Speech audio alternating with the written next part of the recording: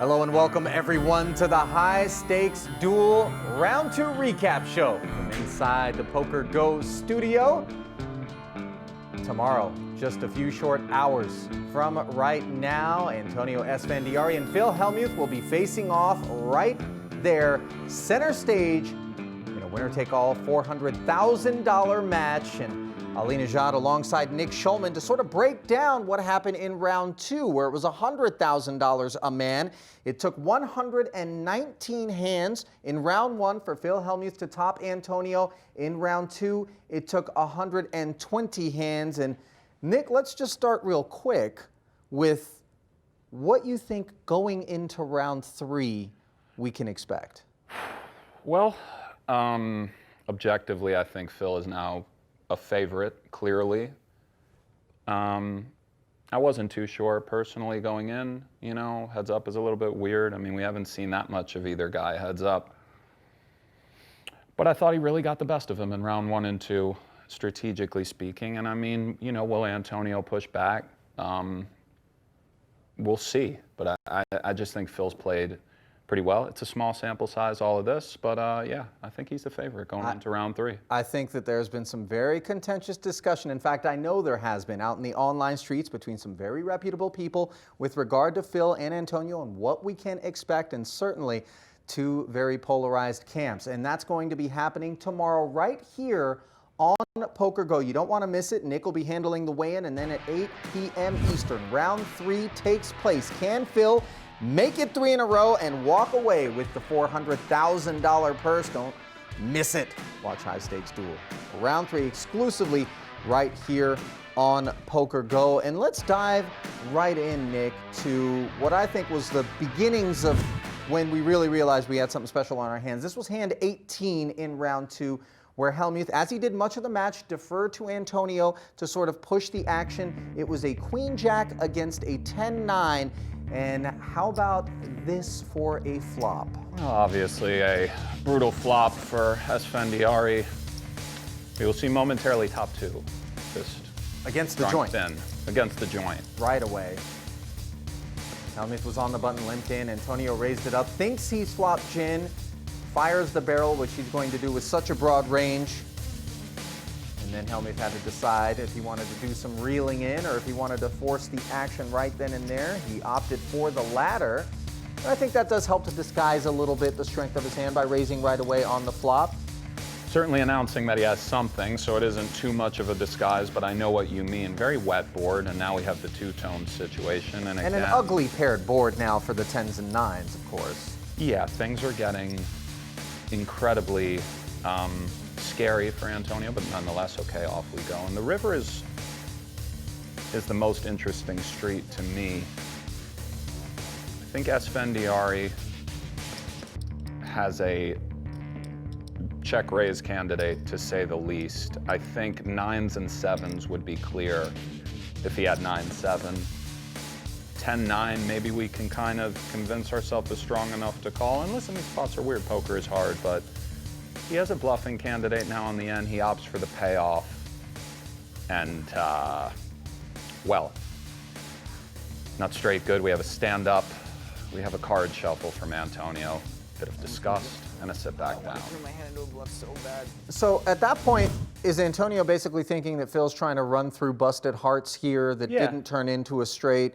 But your argument is that if it had turned into a straight, coincidentally, that check raise looks so powerful with the paired board. I think Phil has a lot of straights, and we block a lot of full houses, and a check raise from Antonio is credible. He could easily have all of the boats as played, maybe outside of some of the big pocket pairs, but he can have all of the 10-8, 9-8. So it's nice to have a 10 and a 9, and I think Phil has a lot of straights in his range, both Jack, Queen, just stuff with a Jack. Jack X with a, one of the cards on the flop. And even the busted draws, obviously they'll bet and then fold. So those are out of there as well. Calling, we're only sort of putting up a fight against those. Where check raising, we're putting up a fight against not only those, but the straights, which would be in a very precarious situation, to say the least. I don't know, bet calling the end on paired boards with straights is, you know, the stuff we have nightmares about. And I think he had a great bluff candidate, but it's tough. He went for the check call in the end, which is reasonable. And still very early in the match. The stacks are fairly deep. Now we move forward a little bit more to hand number 39, where instead of Antonio being the non-believer, it was Phil that was the non-believer, and by all accounts, this was truly the hand of the match. A paired flop of Jack-Jack 4. After Antonio raised on the button, Phil defended with the ace-3 suited. Yeah, look at this. I mean, first we have the kind of see where I'm at, let's go situation, blocking some suited stuff, some unblocking, okay. Yeah, the check raise here from Phil on the flop, looking to just take it down right then and there if possible. Antonio so sticky, sticks around, picks up the gut shot draw on the turn. Hellmuth barrels again, and this is where Antonio attempted to seize the initiative as he turned 3,200 into 11,300, and suddenly Clark Hellmuth turned into Super Phil. Right.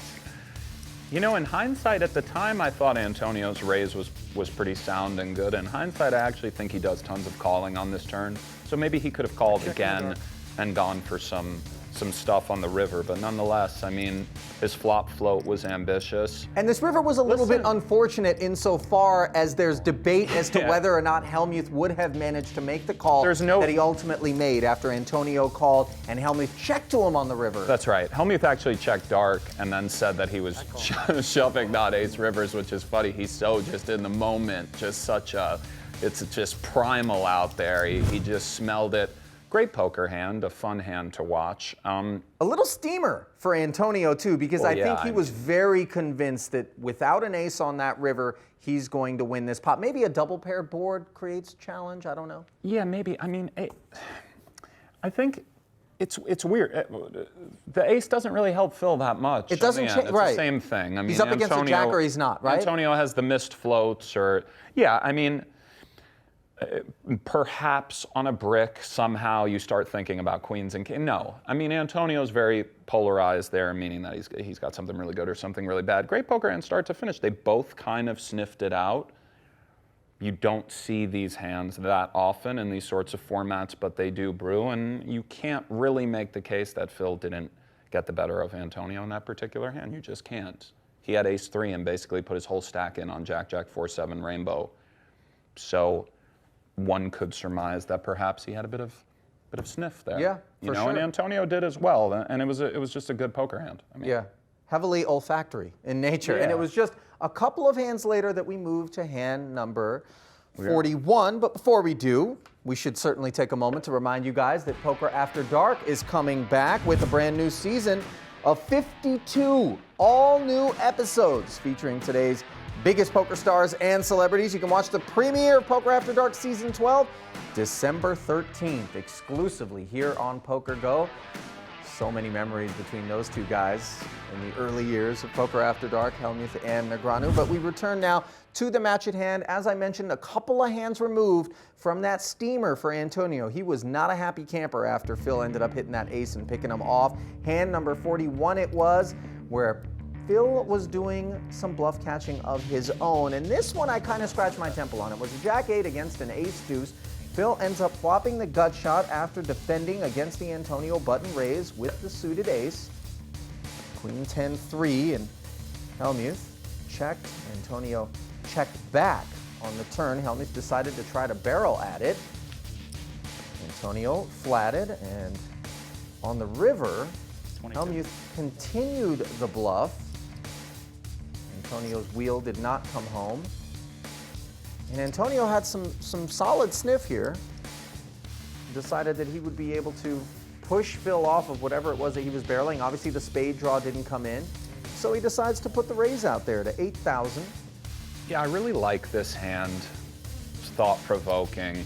Phil's about to call, not to spoil it, and lose to ace high. So nice value raise from Antonio. I mean, listen, Who couldn't have imagined he was going to win the pot. Yeah, you don't once Phil raise said here, call. get called and win. You know, you just don't. And theoretical considerations here, you could call Phil's play wildly unsound.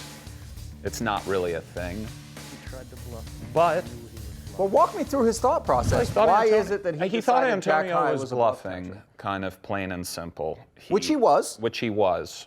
So sometimes in live poker especially, the way somebody puts chips in the pot or just goes about their business it's like an I've been here before feeling. You know, it's weak. A spidey I sense. feel it's weak. I have to think that that's what was going on with Phil, and maybe there was a little bit of not sure, but if I'm right here, it's such a momentum powerhouse. It just feels so good. I've taken the worst of it in spots, just in case I'm right. I believe this call loses chips, but something weird is going on, and let's just come with the hyper thin call. I mean, the hand kind of speaks for itself. When you call somebody on the end with Jack high, you're banking on them having worse than Jack high, which there are a bunch of hands that do fall to the Jack high. But I remember early on tutelage that suggested that if you do think someone's weak, but you're as weak as a Jack high, why not reapply the pressure to them and then put the onus back on them? Because they could, maybe Antonio just has a 3 of some sort and a blocker, right? I know what you mean, yeah. Again, and this is not a thing. I don't recommend making that play. But it's just poker when you're out there playing live heads up with somebody. I know what you're saying, and I agree with that in principle, and I agree with sort of adhering to that in general. But sometimes, too, those spots that are weird on the end where it just feels strange, I'm sure you've noticed this too. You've played a lot of poker. Like sometimes when something's off, to me at least, it's either complete air or the stone cold nuts often, where it's like, I've thought people are weak and it's like a straight flush or seven queens or whatever, and it's like, it was that. Right. It's kind of a disgust. Something felt off, so I called with king high, and yeah, he had 5 aces or whatever. Like, of course, but it's yeah, you know, I've called with Jack high. You've called with Jack high. You've played a lot of limit hold'em. It is what it is. It's pretty embarrassing when you're wrong. On paper, if you read the hand history, it's like, what's going on? But he made so many right guesses, and he was right again. Let's just be clear. He was right. Antonio raised the river on king, queen, 10, 3, 4, whatever it was, with no pair. So he was right, sort of. Antonio was bluffing. He felt it. Maybe he felt it on just felt it. Yeah. But that speaks to your point. He was right and still lost. So perhaps maybe we do re-tickle it a little bit, but I mean, hindsight is always 20/20, right? It's perfect. From hindsight to foresight, I glimpse into the future and I see high stakes poker. You know it, you love it, and it's almost here, the long-awaited return with the first of 26 all-new episodes featuring fan favorites and poker legends alike. Will be debuting December 16th exclusively here on PokerGO. Man, we got a nice little Christmas tree we're filling some parcels up with. I think so. Digital nuggets of poker love. Walk away, Ali. No. Yeah, no, for sure. I mean, High Stakes Poker, the greatest poker show of all time, in my opinion. So welcome back. I just, Sam Farha, if you're out there, please get on a plane from Houston. A lot of guys. Return. Yeah. Right, Ellie. You know, Gabe. Did Gabe play as well as new faces? I want to see some of these new young killers get these spots and get in there. I do. You know, it's how to organize a cash game. There's obviously some complications, you know, about that, about really putting lineups together for reasons we can all figure out. But I want to see some of these, you know, I want to see it all, buddy. Well, back to the lineup at hand. Antonio and Phil are entering their third match. The rules of High Stakes Duel dictated that Phil was not going to be able to walk away until he won 3 straight. He wins this one, he can bank $350,000 in profit. They started at $50K a man, then 100, then 200. So the question then becomes, who may step forward to challenge? And here's who's on deck. I think a lot of players might step forward. Some names. If you had to choose one that you want to see enter the Terror Dome, who would it be? Versus who? Versus Phil? Sure. I mean, him and Dan Smith have beefed a bit. That's always fun. Ivy speaks for itself. GOAT, perhaps. I don't think Phil's going to just hang in there, by the way, if he wins this one. I think he banks and moves on. Yeah. What do you mean, like just decline challengers and we have a new duel? Yeah. I don't know. You know, he has his own kind of path. I'd like to see him in there with one of these kind of consensus sort of top 10 no limit players is what I would really like to see personally. I'd like to see him in there with a guy like, I didn't come locked and loaded with names, but I mean, Ivy has to be in the conversation as he was up there on the thing. Ivy might be the greatest player of all time, most legendary player of all time. I love Phil, and I'd love to see that match. I don't see Phil Hellmuth taking that match. I just don't. I don't see him, not in a way where I don't think he thinks he can win or whatever. It's just one of those things. I don't see him wanting maybe to I don't know. We don't know. Here's my thing. I think and by the way, bring Kenny, the biggest money winner of all time, is intriguing. Olivier was talking smack recently, so love that. And Olivier is a heads-up specialist. He's a heads-up specialist, so banked his reputation online in the 5K sit and goes. I would absolutely love to see that. And Bill Perkins, we all know Bill. I mean, I want to see Hellmuth in there as tough as possible is what I want to see. That me personally, my taste is what I would like to see. But it is what it is. I don't know. And the thing that people ought to remember about the duel is that the duel kind of is something from nothing. It's not a tournament. These are pseudo exhibition gambling matches. So there is some personal discretion in this and that. I want to see tournaments come back. I want to see heads-up tournaments come back. And I want to see the professional ranks sorting stuff out. There's a lot of stuff that needs to be sorted out. But this here is phenomenal. I love it. But, it's gambling. I mean, it's just, I don't know. You know what I'm saying, right? I understand completely. I don't know what I'm saying, so I don't know if you know what I'm saying. But I wonder, just to put a little button on it, I wonder, do you feel as though Ivy, having not really been out in the streets to the extent that he was in the earlier years, do you think that he is riding a wave and a reputation that he solidified back in the day but hasn't necessarily reestablished or maintained into today's arena? I mean, I think that he's 45. I think that he's been through a lot in his life, so I don't think that playing poker is his entire life the way it was in his prime, let's say. But again, I mean, if you ask me who's the greatest poker player of all time, I would say Phil Ivey. And no, people don't want that smoke with him. He will show up. Don't worry. He'll get ready. He'll be fine. Is he among the 10 best no-limit players in the world in tournaments at the moment? Probably not. Probably be the first one to tell you, but this is live. In a live heads-up high-stakes spot. I mean, Phil, I would happily go down with the ship on Phil Ivey versus really anybody. I'd be happy to just bet, and if and just see what happens. And the higher the stakes, I feel like the more he's going to show up and want to play. The slower his heart rate is. He's a sick guy. All right, let us move forward to what I think was effectively the deciding hand in the second round of the Hellmuth-Antonio saga. It was a Jack-8 for Phil Hellmuth against the pocket nines of Antonio. Esfandiari had raised it up to 6,700 after a Hellmuth button limp. And then that jack-high flop was just pesky for the two nines. I wasn't crazy about Antonio's sizing here, if I recall. Felt a little bit big to me. 8,300 he came with into the 13-4. And then after the jam, I didn't take a look at this hand too much, but gut feeling is that nines. Like, what is Hellmuth jamming here with? Right, there's no flush draw on board. Yeah. Did he limp call with deuce 4, 4, 6? Of the suited variety, so I suppose there's 8 of those. I mean, it was a quite meaty raise pre, so we can pretty much rule deuce 4 offsuit out of the equation. He was in the blender, to be fair, Antonio, but it's very much the real blender. We're hoping Phil has something like a pair of 5s, 4, 6 suited. Maybe some weird backdoor with overs. I don't, Phil plays so weird.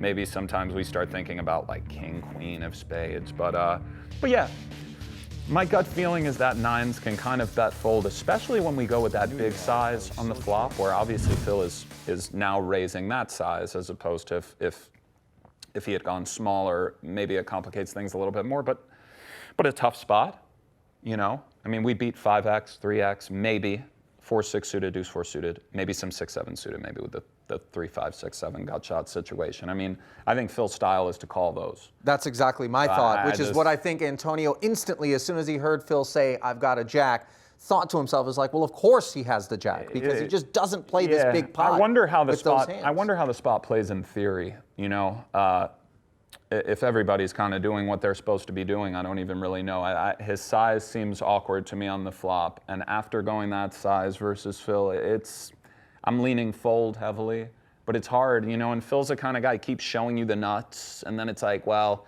he's leveraging that to finally have air, and it's the nuts again, and then it's like, Yeah. It was a tough day for Antonio, too, with a lot of coolers. So now all of a sudden we have 9s, and it's like, yeah. tough Well, spot. that day Tough only spot. got tougher, and the coolers got colder as we moved to hand 111, where it was 2-pair on 2-pair violence, with Hellmuth flopping Limped his pot. and Antonio turning his. Yeah, Phil limped right in. Antonio can't go anywhere on this flop. It's hard to make a pair. You Hard got to to make tear a one pair, off, and, and it's a wet board. Flush draw, wet straight draws are board. there. And the turn is just pain. I mean, But it wasn't one of those things where Antonio was just suddenly convinced that he had the best hand. As you mentioned, it was a limp pot. Antonio check called 2,500. And then on the turn, it was a check bet of 6,500. Antonio, understandably, coming with the raise. It would eventually be plopped out there to the tune of 18,500. But then, again, we're in one of these situations. Hellmuth piles, eventually 3-betting to 57,000. And is this where we think the best case scenario is pair of 7s and a flush draw? We're not blocking the 7 of diamonds. right. Or straight draw, flush draw. I mean, Yeah, I guess we start having visions of that. Or, right, 9-10 of diamonds and stuff like that. It's so annoying for Antonio that things like ace-king and ace-ace are possible, even in a limp spot. I think check calling the turn for Esfandiari was an option, certainly, but 2-pair on these wet, semi-disjointed boards with no straight possible on the turn is a very difficult hand to get away from. And if there's a time to get away from it, maybe it's playing Phil Hellmuth. He does not like to stick his money in there light over the years. I mean, this is kind of. I mean, but sort of so, but how often do people have to see that he's actually got it? I mean, listen, every now and again he doesn't. That's fair, right? I mean, he's not invincible. Yeah, we can't answer these questions. You know, we just can't. I mean, he's had some big bluffs over the years, and he's playing heads up for money on TV. I mean, and he made some credit. We showed the ace-3 of clubs hand, right? So it's like, and that was on the turn too. I don't think there's any getting away for Antonio. It's not like the 9s. 9s is like, man, maybe he really should have folded. I think lean fold there. This is like just sort of a snap get in as played, but then it's like when we really start to think about Phil's range, if he is not semi-bluffing straight flush draws, which I have the feeling he's not, it's kind of a smug thing to say though. You know, perhaps at a lower frequency than your average player. Perhaps at a lower frequency than your average player, or above average player for that. You know, but having said that, I think a lot of players would go with a mostly call kind of strategy with just a lot of these great draws because it's so nice and we retain our chips and okay, maybe we could bluff some rivers anyway. I mean, who knows? You know, let's see what develops. So his jam range there is scary, very scary, and perhaps he could have gotten away. If he had something like kings and deuces, it's like there's no getting away. It's impossible. But the worst 2-pair, if we think Phil pumps the brakes with 1 pair, bumps the brakes with draws, well, what really else is there? Right. You know, so I don't know. Again, it's like a bold proposition to say that might be how he's playing the turn, but I think that might be how he's playing the turn. So maybe. What were your feelings as far as approach to the match was concerned and whether or not there'll be a pivot from that? Because it was very clear that Antonio took the initiative, wanted to build pots, wanted to make them big, wanted to make things uncomfortable for Phil, and Phil was prepared. Yeah. He counteracted that by being very deferential, by being willing to play passively, and then pouncing when the time was right. Yeah. Are we going to see more of the same from both of those guys going into round 3, or are we going to see a change of plan? Well, it's interesting. I mean, one skill set sort of is their skill set. I mean, I think Antonio is probably going to try to adjust, although he might just kind of show up and do his thing. He seems to be not that into poker as far as these theoretical considerations and even the notion of adjustments and all of that. I don't know. I don't know what his plan is. But I know Phil is always trying to kind of stay ready so he doesn't have to get ready. And I think he works on his game. I really do. I mean, so I think we might see more adjustments from Phil than Antonio, but we'll see. You know, and rematches are always interesting because you've seen the person. Rubber matches, no less. Well, I mean, it's 2-0, so it's sort of a third. It's but one would think both players are going to compute everything they've seen and try their best to come in here and adjust.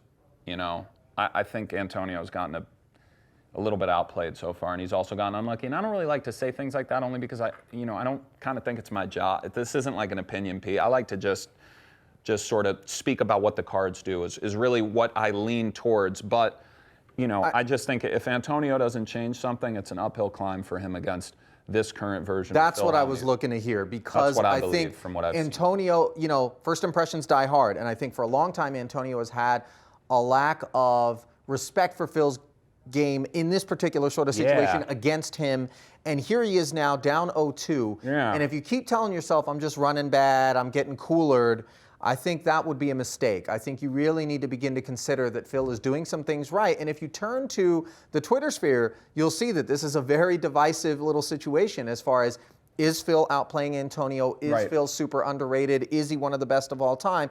Or is this guy just a horror show and he's just getting some results right now? And maybe it's kind of a little bit neither, you know? I mean, not neither, but it doesn't need to be both just hyper extremes. And I mean, look, poker, you can have 10 poker players in a room. You can have 10 great poker players in a room, and they're going to agree on a lot of stuff, facts, empirical stuff that's just true.